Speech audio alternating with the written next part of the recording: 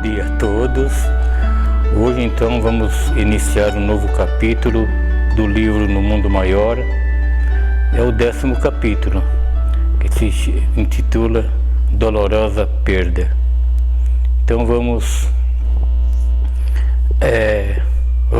começar a ler. Dentro da noite, defrontamos com aflito coração materno a entidade que nos dirigia a palavra e infundia compaixão pelas faces de horrível sofrimento. Então estava conversando André Luiz e Calderaro, quando chega uma entidade pedindo socorro. Ela estava apavorada. Calderaro, rogou ansiosa, ampara minha filha, minha desventurada filha. Mais uma vez, a gente vê a mãe em socorro aos filhos. É um alerta para nós, que somos filhos, né? Somos espíritos, e é um alerta mesmo que a gente fica analisando. Existem muitos casos, muitos livros, muitos ditos de mães no plano espiritual correndo atrás de nós, filhos. E esse alerta eu deixo para nossa reflexão, porque é para a gente se preparar, para a gente não dar trabalho nem para nossas mães, nem para os nossos mentores espirituais. Que a gente reverta essa situação, em vez de a gente dar trabalho, a gente ajudá-los de alguma forma, em oração, em ações, né? E fica esse alerta então. Aí o Calderaro pergunta se ela teria piorado, inquiriu, né? E ele sabendo da situação já, né?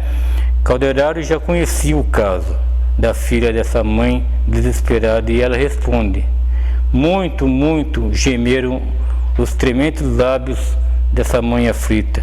Observa que enlouqueceu de todo. E a mãe não sabia mais o que fazer perante uma situação tão grave. E o Calderaro pergunta: já perdeu a grande oportunidade? E a mãe responde que ainda não, informou a mãe, mas encontra-se à beira do extremo desastre. A mãe, não conseguindo ajudar a filha, estava angustiada, não sabia mais o que fazer. E aí prometeu o orientador correr a doente em breve minuto, e voltamos à intimidade. Aí Calderaro disse que ia visitar a filha e voltou a conversar com André Luiz. Interessando-me no assunto, o atencioso assistente sumariou o fato. Então André Luiz, interessando pelo caso, né? E o Calderaro começa a dizer para ele que situação era aquela. E não podia ser diferente, né? André Luiz, querendo saber do que se tratava, Calderaro começa a relatar o fato. Trata-se de lamentável ocorrência, explicou-me bondoso, na qual figuraram a leviandade e o ódio como elementos perversores. Leviandade e ódio são duas situações que levam qualquer um ao sofrimento. É uma situação que leva muito tempo para ser revertida. A irmã que se despediu há momentos deixou uma filha na crosta planetária há 8 anos. Essa irmã, quando estava encarnada, tomava conta da situação. Agora, depois de 8 anos de sua desencarnação, sua filha fez o que quis. Criada com mimos excessivos, a jovem desenvolveu-se na ignorância do trabalho e da responsabilidade, não obstante pertencer a nobilíssimo quadro social. Filha única, entregue desde muito cedo ao capricho pernicioso, tão logo se achou sem a materna assistência no plano carnal, dominou governantes, subornou criadas, burlou a vigilância paterna e, cercada de facilidades materiais, precipitou-se aos 20 anos nos desvarios da vida mundana. É uma combinação explosiva, né? Dinheiro, prestígio, sem controle, e nota-se que foi criada sem uma educação religiosa. Até o momento, não foi falado numa religiosidade, não tinha um parâmetro, né? Quando chega nessa situação é difícil controlar. Depois, 20 anos, vai dizer mais o quê? Desprovida assim pelas circunstâncias, não se preparou convenientemente para enfrentar os problemas do resgate próprio. Ela não se preparou para nada, ela estava solta na vida, sem preocupação nenhuma, sem um trabalho, queria só curtir a vida. Queria só desfazer de todo mundo, né? Não queria saber de trabalhar, dinheiro à vontade, a mãe não estava ali para tomar conta, e sem a proteção espiritual peculiar, a pobreza, sem os abençoados estímulos dos obstáculos materiais e tendo contra as suas necessidades íntimas a profunda beleza transitória do rosto, a pobrezinha renasceu, seguida de perto, não por um inimigo propriamente dito, mas por cúmplice de faltas graves, desde muito desencarnado, ao que se vinculava por tremendos laços de ódio em passado próximo. Então, dá para notar que esse sofrimento não vinha dessa existência, vinha de longas datas.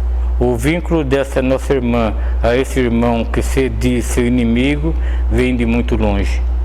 E ele está ali, está junto dela.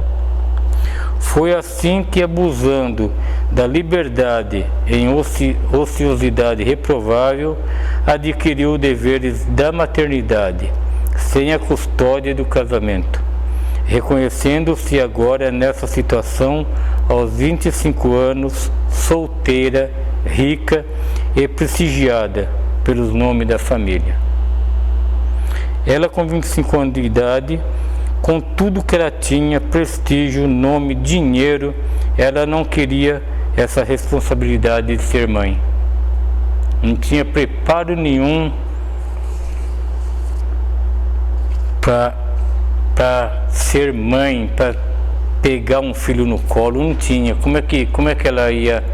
Ela não queria largar a vida dela. Deplora tardiamente os compromissos assumidos e luta, com desespero, por desfazer-se do filhinho imaturo. O mesmo comparsa do pretérito a que me referi, esse infeliz, por acréscimo de misericórdia divina, busca dessa maneira aproveitar o erro da ex-companheira para a realização de algum serviço redentor com a supervisão de nossos maiores. Olha que oportunidade que essa irmã está perdendo. Ela ia receber nos braços o inimigo do passado. Ela ia ter a oportunidade de resgatar essas dívidas e fazer as pazes com esse irmão. Olha só como a espiritualidade trabalha, né? E ante o espanto que inopinadamente me assaltara, sabendo que a reencarnação constitui sempre uma bênção que se concretiza com a ajuda superior, o assistente afiançou, tranquilizando-me. Então André Luiz também ficou pasmo, né, sabendo que a reencarnação realmente é uma bênção divina, e ela está jogando fora. E com essa oportunidade de reconciliação, a Cecília estava jogando fora aquela oportunidade tremenda.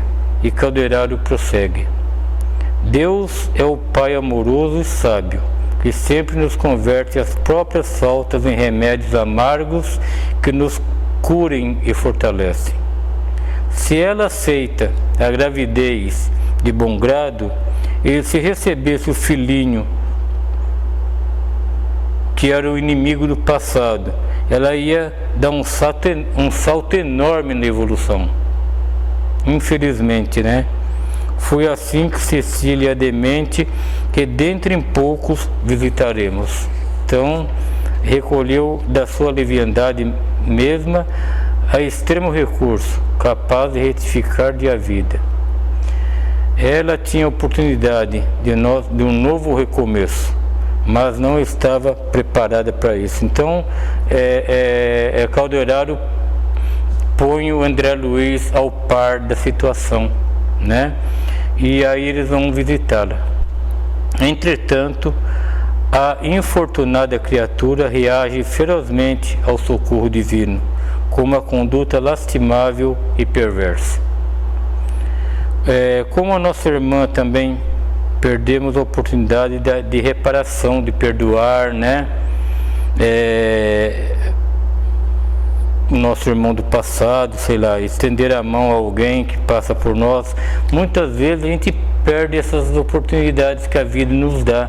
Então se a gente pudesse se preparar um pouquinho mais para perceber essas nuances, perceber o que o nosso mentor quer nos passar, né? Às vezes a gente passa por situações e fala: nossa, se eu tivesse feito daquela forma que veio para mim e eu não fiz. E é isso, e às vezes a gente passa por essas situações e não percebe o que os nossos orientadores querem nos passar. Coopero nos trabalhos da assistência a ela de algumas semanas para cá, Calderaro continua, em virtude das reiteradas e comoventes intercessões maternas junto aos nossos superiores. Então Calderaro estava dando assistência a ela há algum tempo já, mas ela estava irredutível, não aceitava de forma nenhuma. Todavia, acalento vaga esperança numa reabilitação próxima. Tanto é que ele não via progresso, mas pelo contrário, via muito sofrimento. Os laços entre mãe e filho presuntivo são de amargura e de ódio, consubstanciando energias desequilibrantes. Tais vínculos traduzem a ocorrência em que o espírito feminino há que recolher-se ao santuário da renúncia e da esperança, se pretende a vitória. Sim, precisaria de renúncia, dedicação, amor, para ir dissolvendo aquele rancor, ódio que havia entre os dois, né? Então, para isso, para nivelar caminhos salvadores e aperfeiçoar sentimentos, o Supremo Senhor criou o tépido e veludoso ninho de amor materno. O amor materno é o amor que mais se aproxima ao amor de Deus. Só o amor materno tem o poder de curar dores físicas e emocionais. Isso ninguém tira, isso é uma realidade que ninguém tira. Contudo, quando a mulher se rebela, insensível às sublimes vibrações da inspiração divina, é difícil, senão impossível, executar o programa delineado. Quando a mulher gera um filho, mas não se prepara ou não quer ser mãe, se torna muito difícil. Difícil para ela e para o filho. Se torna uma coisa muito triste. A infortunada criatura dando asas ao condenável anseio, buscou socorrer-lhe de médicos que, amparados no nosso plano, se negaram a satisfazer-lhe o crime intento.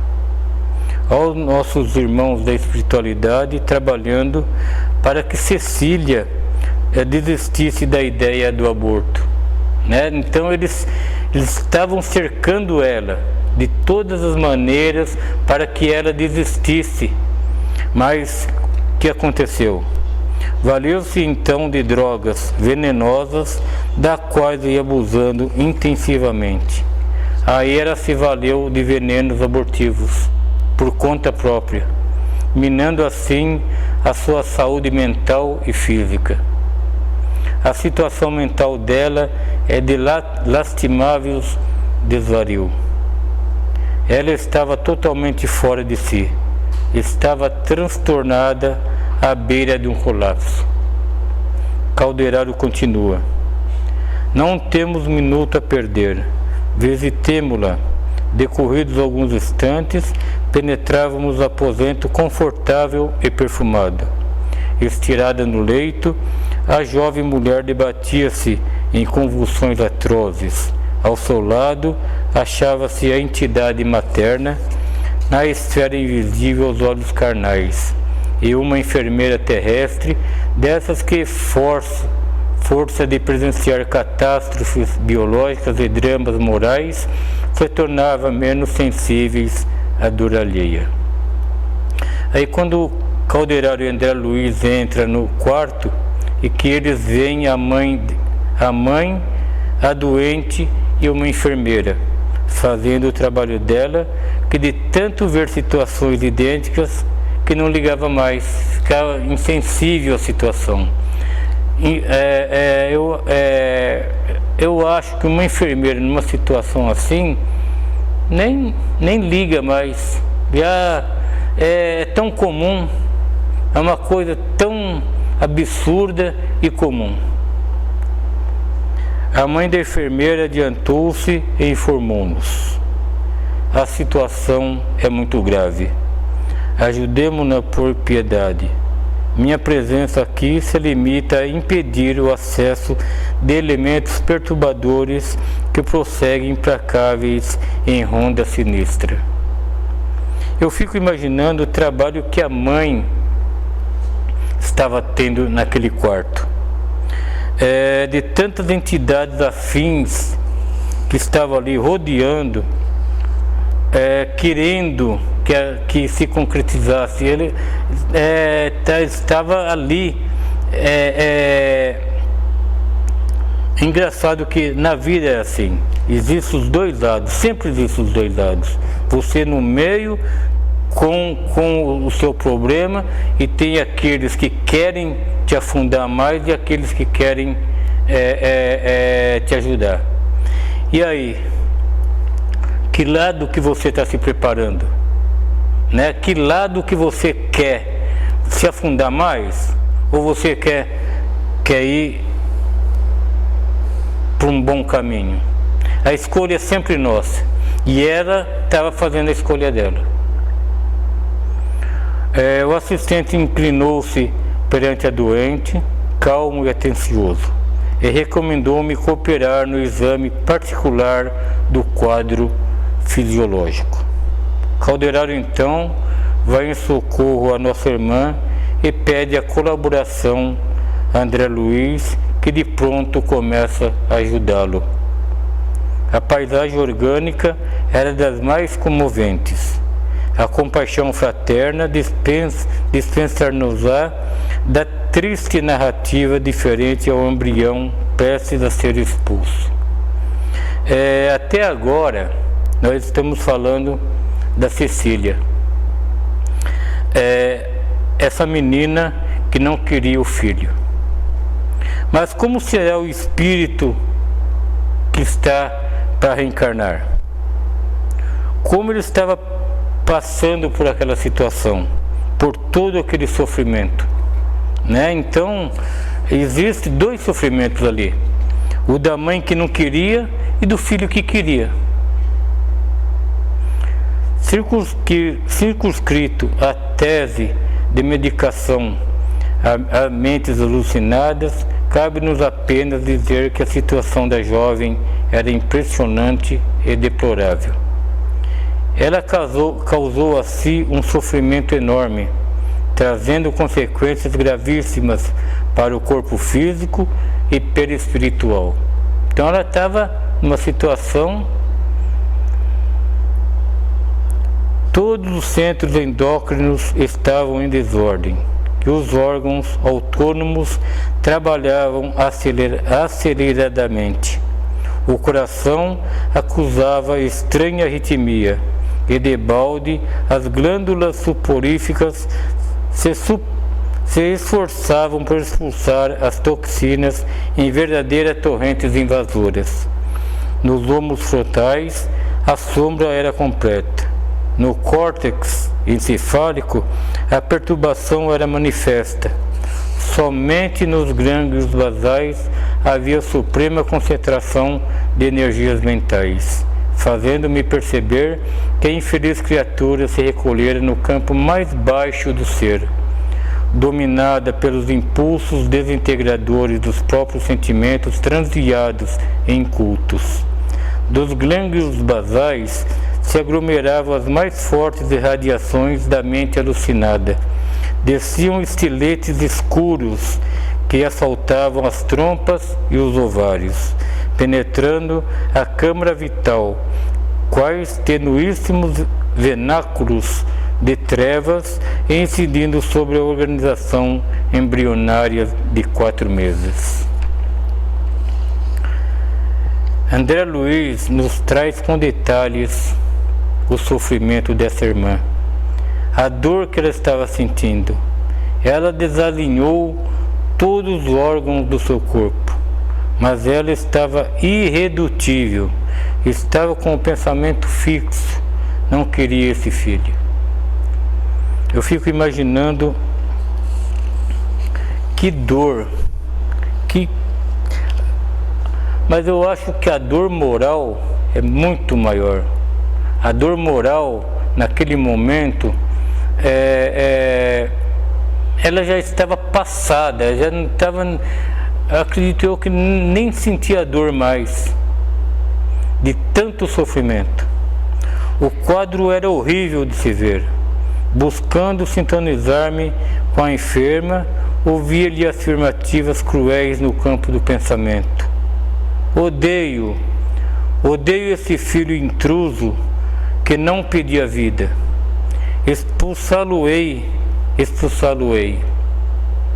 Quanto mais dor ela sentia, mais ódio ela tinha.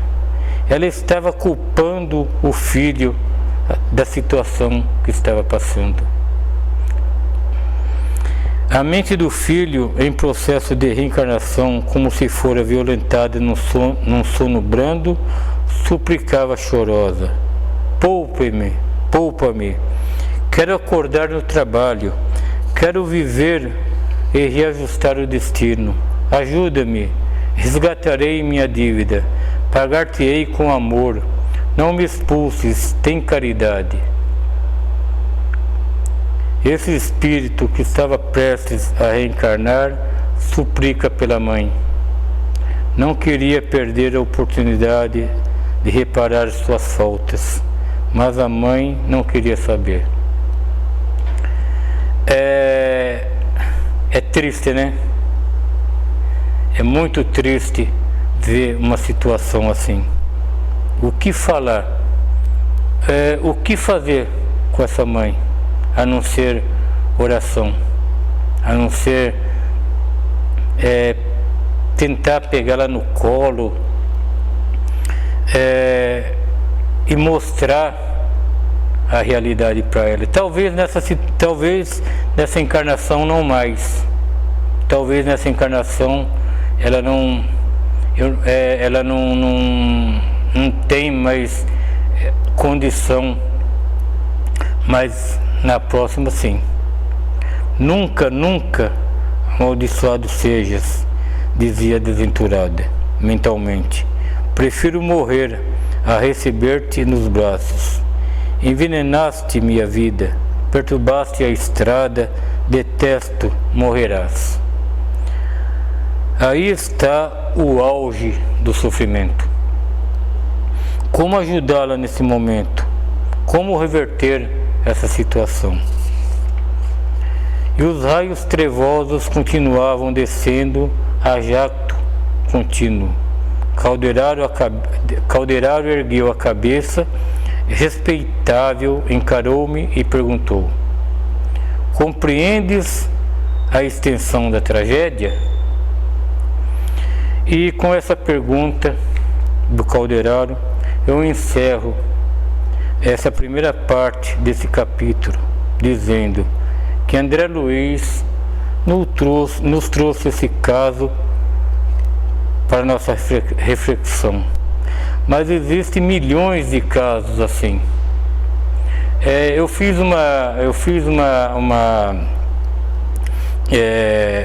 um estudo, e eu não vou trazer aqui o resultado porque não é interessante. Mas uma coisa eu posso afirmar: existem milhões de casos assim. Milhões. Tem países que ainda, que nem o Brasil, ainda está